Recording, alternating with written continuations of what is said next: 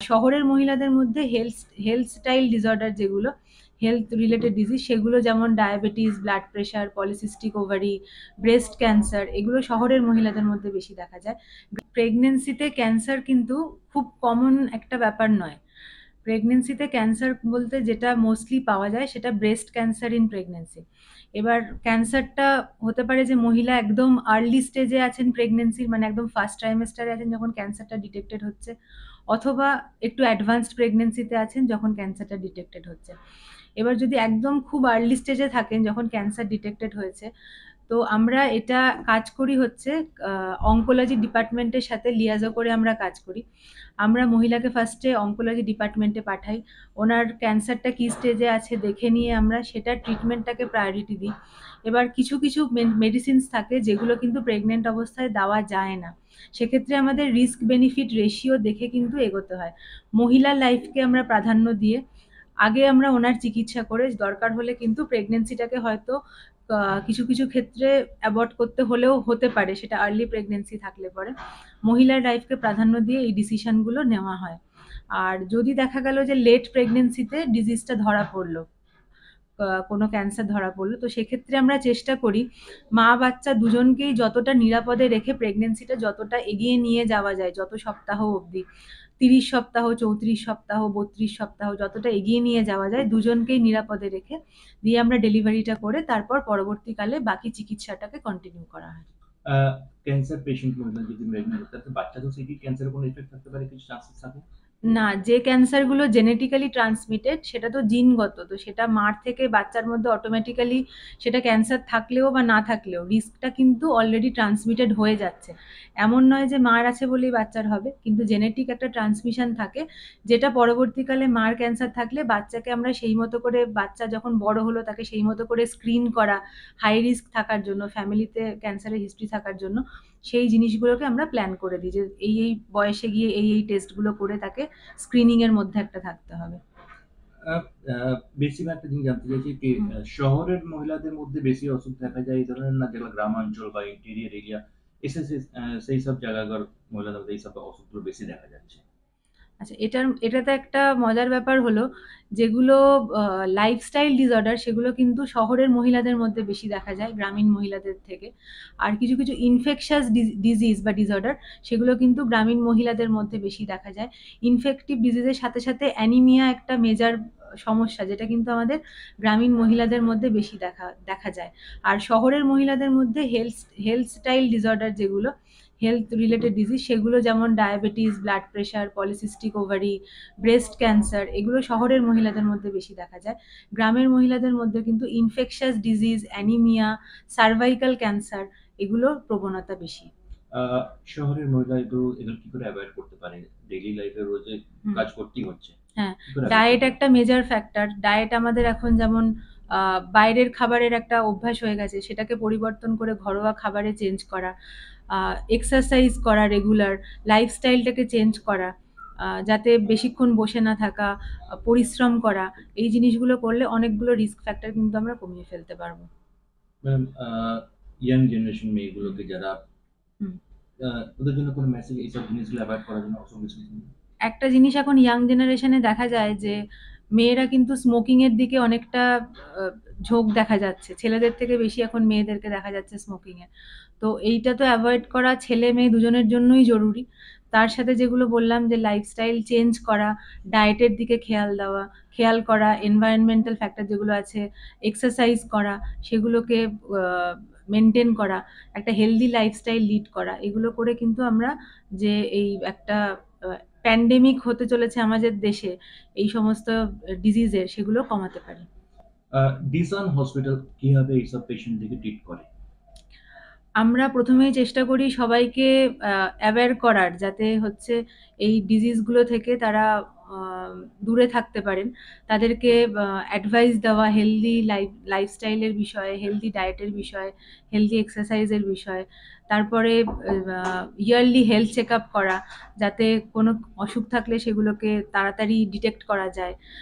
এই সমস্ত মাধ্যমে আমরা কিন্তু মহিলাদেরকে চেষ্টা করছি যাতে তারা একটা সুস্থ লাইফ লিড করতে পারে। এটা মানে বলতে হয়তো খারাপ লাগছে, কিন্তু আমাদের যে বেঙ্গলি যে বাঙালি যে মহিলারা আছেন ওনাদের কিন্তু সহ্য শক্তি বলুন বা টেনাসিটি বলুন নন বেঙ্গলি মহিলাদের থেকে কিন্তু আমরা একটু কমই দেখতে পাই। নন বেঙ্গলি মহিলারা যেমন খুবই প্রো থাকেন ফর আ নর্মাল ডেলিভারি, সেক্ষেত্রে কিন্তু আমাদের বাঙালি মহিলাদের যারা দেখি তারা কিন্তু অতটা প্রো দেখি না। তারা ওনারা নিজেরাই কিন্তু একটু লেবার পেন সহ্য করার মতো পরিস্থিতি তৈরি হলেই কিন্তু তখন ওনারা একটুখানি সহ্য করতে পারেন না বা সিজারের দিকে নিজেরাই একটুখানি ঝুঁকে যান। তো সেই রকম ক্ষেত্রে যখন পেশেন্ট নিজে চাইছেন যে আমার ডেলিভারিটা সিজারে হয়ে গেলেই ভালো, নর্মালের অতটা ব্যথা আমি নিতে পারছি না, সেক্ষেত্রে কিন্তু তখন আমাদের মহিলার কথার মাথায় রেখে ওনার ইচ্ছার একটা সম্মান দিয়ে কিন্তু আমাদের এই সিজারের দিকে একটু বেশি প্রো হতেই হয়। মহিলারা প্রেগনেন্ট তারাও কিন্তু এখন অনেক বেশি অ্যাওয়্যার, অনেক কিছু টেস্ট আমরা করছি, কিছু কিছু টাইম স্পেসিফিক টেস্ট আমরা করছি যেগুলো নিয়ে আমরা কিন্তু অনেক রকম অসুখ যেগুলো আগে ধরতে পারতাম না সেই অসুখগুলো কিন্তু আমরা এখন জানতে পারছি মহিলাদের মধ্যে হচ্ছে। বেসিক্যালি কি ধরনের বেশি অসুখ কি ধরনের হচ্ছে মেয়েদের, কোন অসুখগুলো বেশি কমন হচ্ছে এখন এটা বলতে? এটা একটু ক্যাটাগরি ওয়াইজ ভাগ করা যেতে পারে।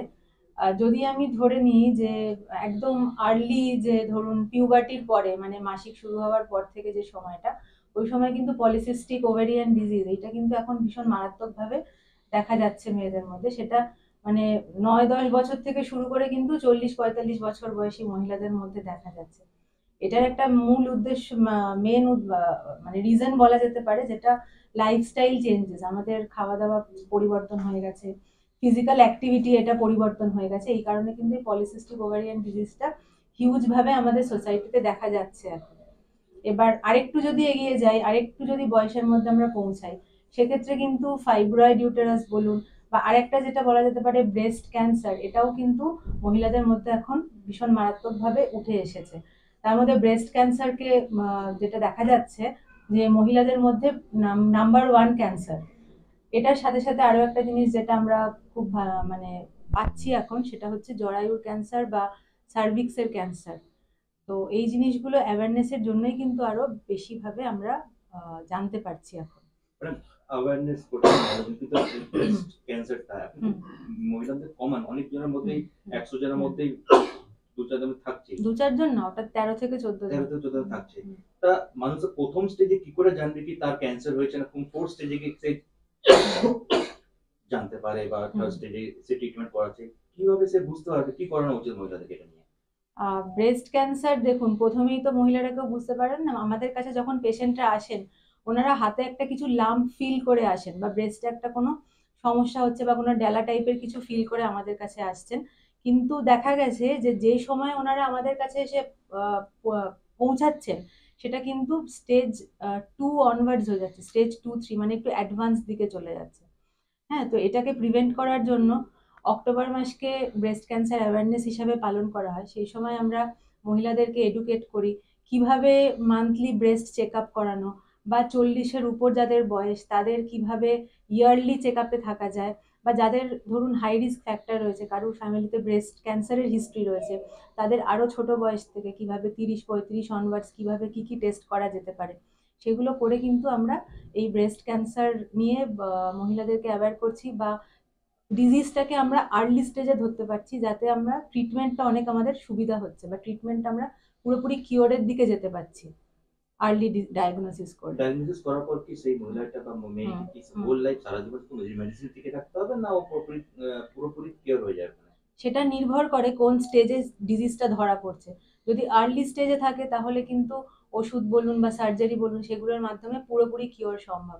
কিন্তু যদি লেট স্টেজে পৌঁছে যান, স্টেজ 3 বা 4, তাহলে কিন্তু কিওর পসিবল, কিন্তু ওনাকে রেগুলার ফলো আপে থাকা, ডাক্তার যেরকম বলবেন বছরে ফলো আপ করা, সেই জিনিসগুলো এসে যায়। আর ক্যান্সারের ক্ষেত্রে যেটা হয়, মানে পুরোপুরি কিওর বলে কিছু হয় না, একটা 5 ইয়ার সার্ভাইভাল রেট বলে জিনিস হয়।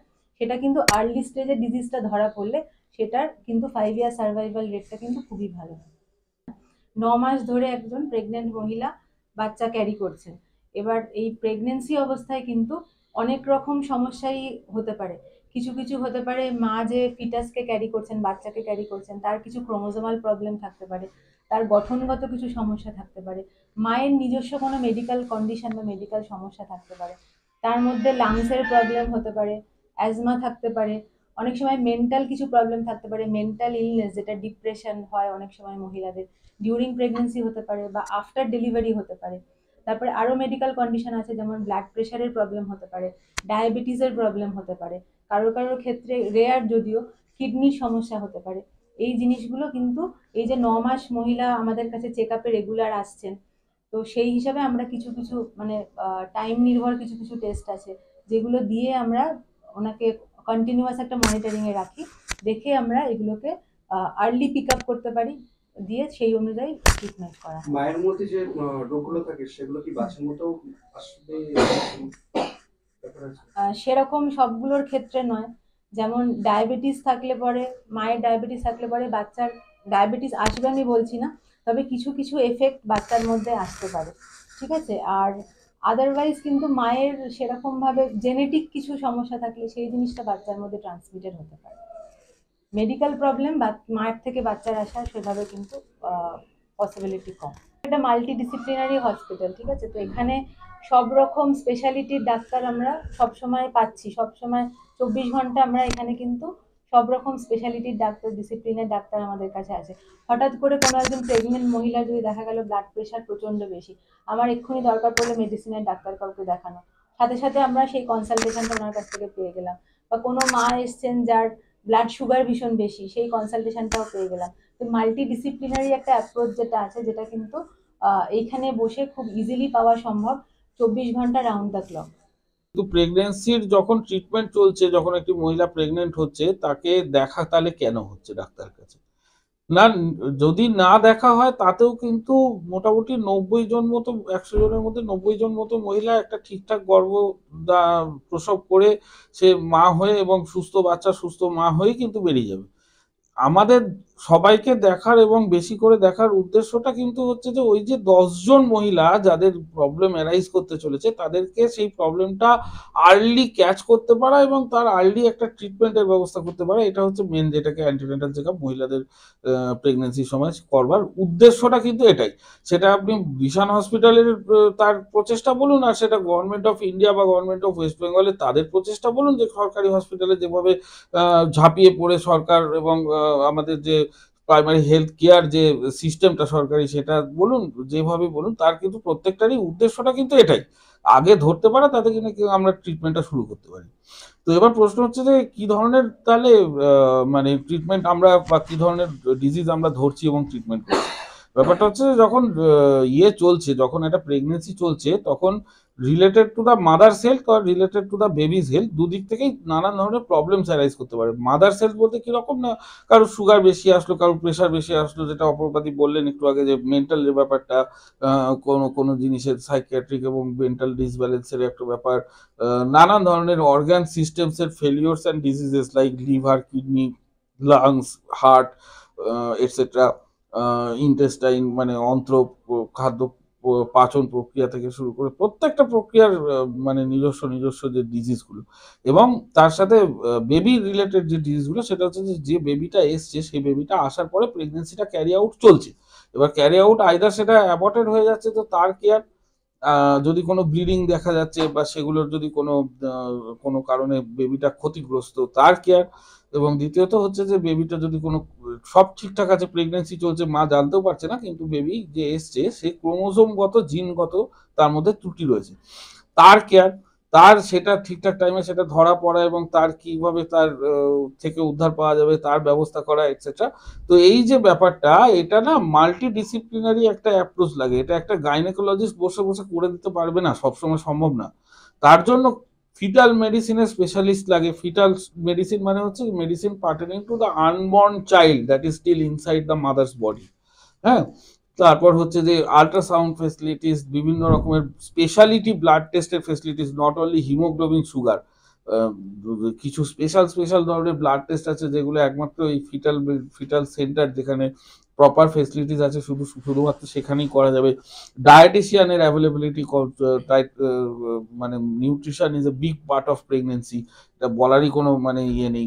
এবং ফিজিওথেরাপি এবং সমস্ত রকম রিহ্যাবিলিটেশন মেডিসিন থেকে শুরু করে cardiology, nephrology, neurology, urology, respiratory medicine, cardio, neuro, সমস্ত রকমের যত অ্যালায়েড ডিসিপ্লিনস আছে।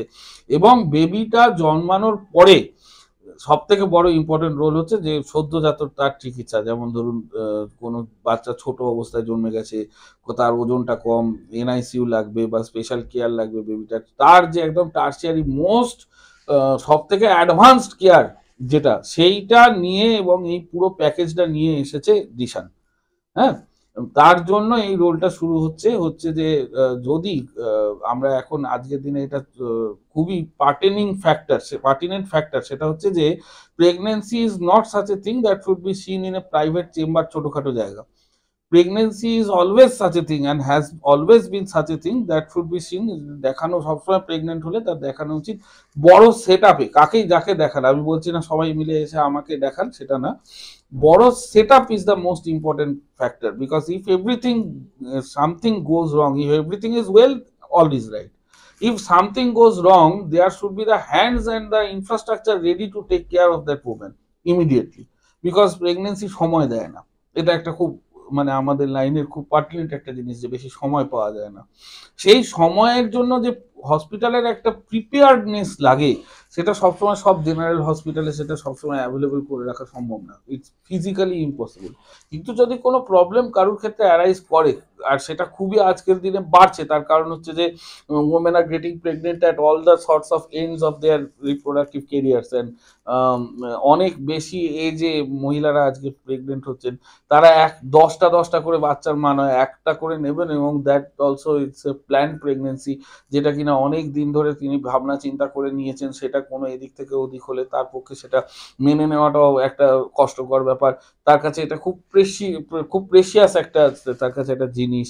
সেই জন্য যদি তিনি মনে করেন যে তার সবকিছু ঠিকঠাক ভাবে টেকেন কেয়ার হবে, তার প্রবলেম অ্যারাইজ করলেও সেটা তার অবধি পৌঁছবে না, প্রবলেমটা will be taken care of, then she should always seek the help of a bigger institute, যেখানে কিনা সেই ইনফ্রাস্ট্রাকচারটা, সেই ফেসিলিটিটা রয়েছে, যেটা তাকে এই প্রবলেমসটা থেকে তাকে বার করে নিয়ে এসে সুস্থ বাচ্চা জন্ম দেওয়া সম্ভব। মাকে যেমন আমরা থার্ড ডেতে মোটামুটি ডিসচার্জ করে দিই, সে যে কারণে সিজার হোক না কেন, মা যদি বিরাট অসুস্থ না থাকে, মা যদি আইসিইউতে না যায়, মা আইসিইউতে না গেলে every caesarean is getting home by the third day. মা যদি আইসিইউতে কোনো কারণে যায়, যেমন ধরুন খিচুনি হয়ে, হাই প্রেশার হয়ে, হাই সুগার হয়ে, এসব গেলে তো আইসিইউ ডক্টর সেটা ডিল করবে, সেটা ক্যানট বি আদারওয়াইজ মোটামুটি মাদার বা বেবি থাকা সত্ত্বেও মাদার চলে যাবে, মাদার উইল গেট ডিসচার্জ, এবং she will see the baby as an outsider. She will come every day, go to our NICU, feed the baby, go home, like that. Otherwise, তিনি যদি থাকতে চান, most welcome, she will stay back and she will nurse the baby. আর বেবির যে ট্রিটমেন্টের ব্যাপারটা, বেবির treatment তো কমপ্লিটলি সে কি কারণে এনআইসিইউতে রয়েছে, কাঁচের ঘরে রয়েছে, কি কারণে তার উপর ডিপেন্ড করছে। সেটা আইদার যদি খুব এক্সট্রিম লো বডি ওয়েট হয়, তো এক্সট্রিম লো বডি ওয়েট এরকম হয়েছে আমাদের মানে অ্যাভারেজ ধরুন মানে 28 দিন থেকে 30 দিন মোটামুটি এরকম থাকে। আর যদি মনে করেন যে ছোটখাটো কারণে, লাইক একটুখানি শ্বাসকষ্ট হচ্ছিল জন্মের পরে, ওটা 3 দিনের মাথাতেই রিজলভ করে বাড়িও চলে যায়, সব রকম। ডক্টর অপরূপা Ghosh, consultant gynaecologist, obstetrician, Dishan hospital. Doctor Ayan Mukhopadhyay, senior consultant gynaecologist obstetrician, Dishan hospital.